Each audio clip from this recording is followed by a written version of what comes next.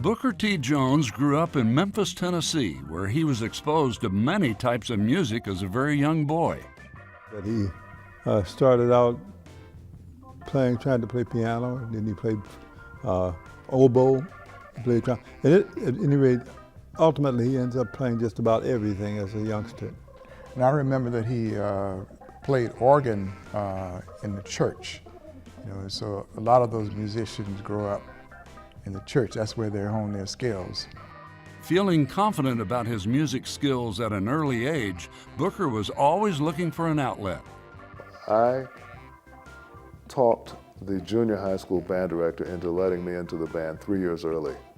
So I was out there on the field with a cap that was too large and sleeves rolled up and falling over my pants legs 3 years before I was supposed to be in the junior high school band. Booker found his musical home when he discovered the Satellite Record Shop and the Stax Record Company just 2 blocks from the home where he grew up. He started out just like a lot of musicians, just coming in playing sessions.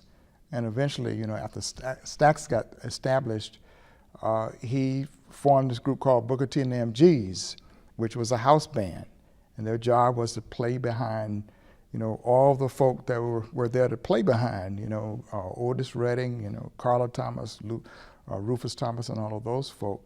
I never did see myself as a front man until after we had recorded Green Onions, and the band had been named after me.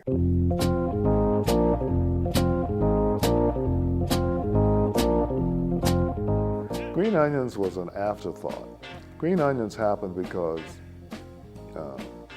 the studio we were working in, primary artists either finished their song or left early, the studio became vacant. Myself and Steve Cropper, Al Jackson, and Louis Steinberg had been called to the session players for that session. So we played a blues, and we called it Behave Yourself. Jim Stewart liked it so much that he wanted to release it, but the record had to have 2 sides. So there was this little ditty, I call it, that I'd been playing on piano, similar to the one before, but more up-tempo,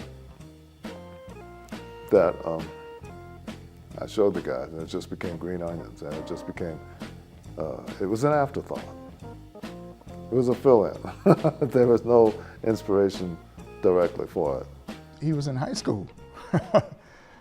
Yes, he was in high school when he recorded that. And recounted how he went back and forth between high school and the studio. I had saved up $900 in June, and I had already passed the entrance exam for the university at Indiana. It was a complete surprise to get to IU in September and have a song climbing the charts under the name Booker T and the AMGs. It was great, I loved it, they were playing on the radio, but I hadn't prepared for that.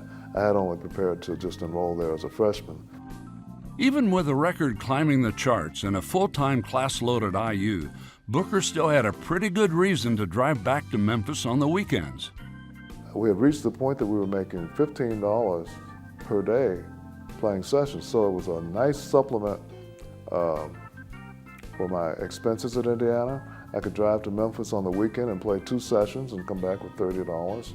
And I remember thinking, boy, this is really wild that he goes and play up all night or however long it was to take to do what he was doing and still make his classes and everything. So it tells us about something about his determination.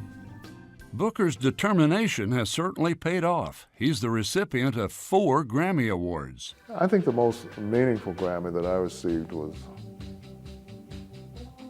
when they gave the Lifetime Achievement Award. It came from people who do what I do and people who understand what it takes to survive in the music industry.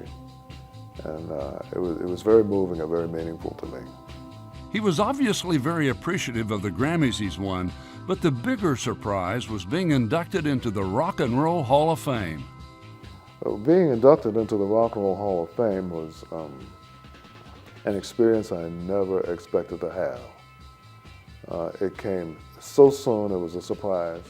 I never considered our band, Booker T and the AMGs, to be a rock and roll band. But I always thought of it as being R&B music and soul music. He has become bigger than life. You know, the fact that he's a composer, the fact that he's an arranger. But even today, after all the awards and accolades, it's a simple trophy from his high school days that holds a special place in his heart. Well, that trophy to Booker T. Jones from the high school bands of Memphis is the most meaningful trophy to me in that case. It came to me when I was in 10th grade, and the members of the various high school bands in Memphis, 6 or 7 schools, saved their pennies and nickels and dimes and got together, organized enough to give me a trophy for the work that I had done before I left Memphis as a young man, as a teenager. But because those kids didn't have money to be buying a trophy at all, and I think some of the band directors contributed to it also, that was just very, very gratifying and very, very moving.